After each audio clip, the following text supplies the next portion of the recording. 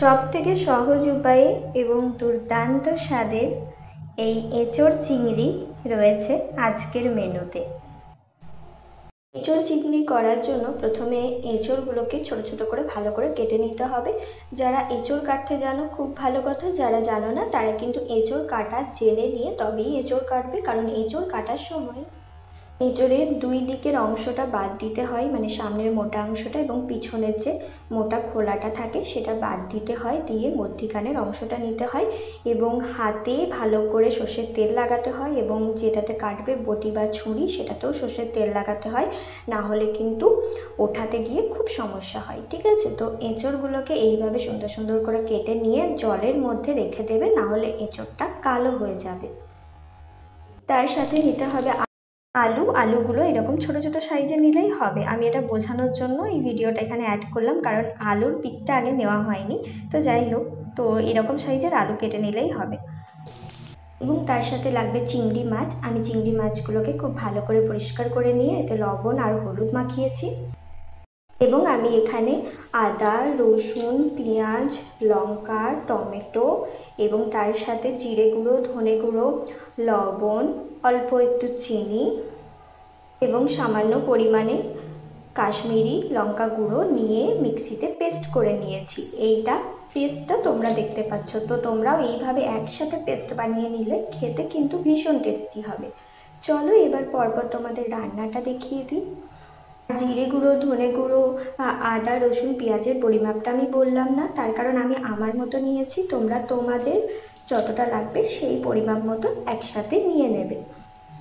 তো প্রথমেই আমি কড়াইয়ে লঙ্কা গুঁড়ো, হলুদ গুঁড়ো এবং লবণ দিয়েছি। তার মধ্যে যে কেটে রাখা আলুগুলো দেখিয়েছিলাম সেই আলুগুলো ভালো করে সিদ্ধ করে নিচ্ছি। ঠিক আছে, এখানে আলুগুলো সিদ্ধ হচ্ছে, এরপর সিদ্ধ হয়ে গেলে আলুগুলো তুলে নেব।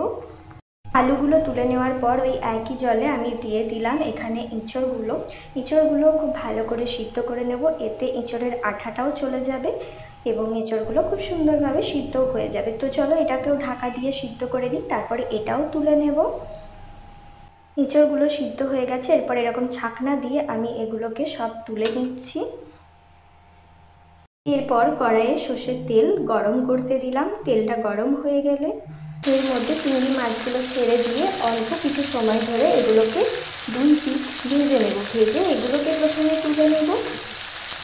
চিংড়ি মাছ ভেজে নেওয়ার পর সিদ্ধ করে রাখা আলুগুলোকে এবার ভেজে নেব। এরপর যে এঁচোড়গুলো সিদ্ধ করে রেখেছিলাম সেই এঁচোড়গুলোকে তেলে ভেজে নেব। আলু, এঁচোড়, চিংড়ি ভেজে নেওয়ার পর ওই তেলের মধ্যে আমি দিয়ে দিলাম তেজপাতা এবং তার সাথে পাঁচফোড়ন এবং তার সাথে এই গোটা গরম মশলাগুলো সবগুলো একসাথে অল্প সময় ধরে ভেজে নেব, তাতে খুব সুন্দর গন্ধ আসবে। এরপর যে পেস্টটা করে রেখেছিলাম সেই পেস্টটা এর মধ্যে দিয়ে দিলাম, মানে কড়াইয়ে দিলাম। কড়াইয়ে দেওয়ার পর এটা যখন ফুটতে শুরু করবে, দেখছো এটা ফুটতে শুরু করেছে, এবার এর মধ্যে আমি দেব আলু এবং এঁচোড়। তো আলু এবং এঁচোড়টা এর মধ্যে দিয়ে এটা একটু ভালো করে নেড়ে চেড়ে বেশ কিছুক্ষণ ধরে ঢাকা দিয়ে রেখে দেবো, তাহলে বেশ মশলার সাথে সুন্দর করে এটা কষা হয়ে যাবে। মাঝে মধ্যে ঢাকনাটা খুলে অল্প একটু নাড়াচাড়া করে দেবো। তো আমি এটা একটু নাড়াচাড়া করে দিলাম, আবার ঢাকনা দেব। সুন্দরভাবে একসাথে সব কষানো হয়ে গেছে, এবার এর মধ্যে দিয়ে দেব ভেজে রাখা চিংড়ি মাছগুলো। এরপর এগুলো সব একসাথে নেড়ে চেড়ে ঢাকনা দেব।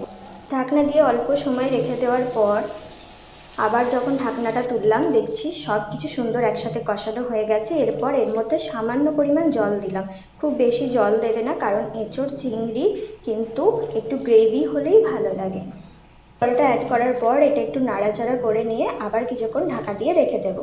কিছুক্ষণ পর ঢাকনাটা খুললাম, জলটা বেশ অনেকটা ফুটে গেছে। এরপর এর মধ্যে দিলাম গরম মশলা, তারপর একটু নেড়ে নেব। এরপর এর মধ্যে দেব সামান্য পরিমাণে ঘিটা দেওয়ার পর আবার নাড়াচাড়া করে নেব, নিয়ে অল্প কিছু সময়ের জন্য আবার ঢাকা দিয়ে রেখে দেব।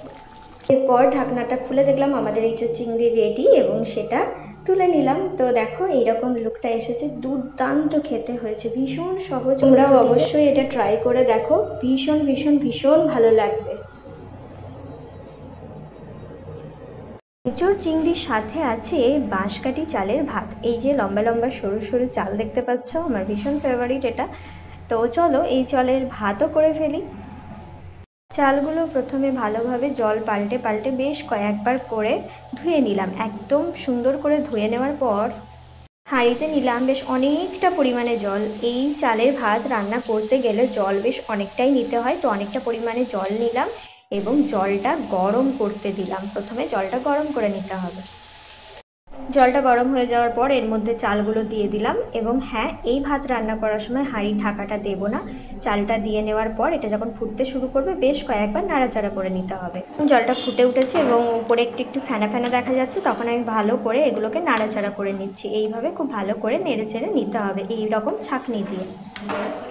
যখন দেখবে ভাতটা বেশ নরম হয়ে উঠেছে তখন এরকম ছাঁকনি দিয়ে ভাতগুলোকে তুলে যে ঝাঁঝুরি বাটিগুলো থাকে বেশ একটু ফুটো করা, তো এই রকম বাটিগুলোতে রেখে দিতে হবে। তাতে কি হবে, ছাঁকনি দিয়ে তোলার সময় ফ্যানটা অটোমেটিক ঝরে যাবে এবং ভাতটা শুকনো শুকনো উঠবে। এবং এরকম একটা বাটিতে বেশ কিছুক্ষণের জন্য রেখে দিতে হবে। দেখো ভাতগুলো বেশ ঝরঝরে হয়েছে। তো আজকের আমাদের এঁচোড় চিংড়ি এবং তার সাথে আমার ফেভারিট চালের ভাত।